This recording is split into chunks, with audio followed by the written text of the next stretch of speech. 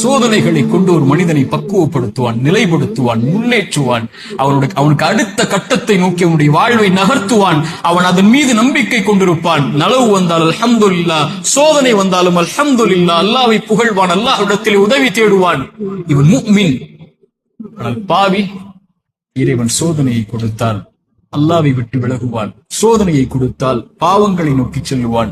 சோதனையை கொடுத்தால் இறைவனை மறந்து விடுவான். அது நலவின் சோதனையாக இருந்தாலும் பாவத்தின் சோதனையாக இருந்தாலும். இந்த குர்ஆனின் எச்சரிக்கை மிக்க இந்த வசனத்தை கேளுங்கள்.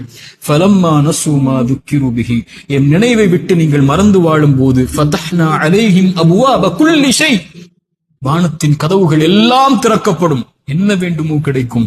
ஹத்தா இதா ஃபரிஹு மா ஊது, அல்லாஹ் கொடுத்ததை கொண்டு அவர்கள் நிம்மதியோடு வாழ்ந்து கொண்டிருக்கும் போது, அது சோதனை என்று அறியாத அந்த பாவிகளுக்கு அஹத்னாஹும் பக்ததன், திடீரென்று அல்லாஹ் பிடித்து அவர்களை நஷ்டவாளிகளாக மாற்றி விடுவார்.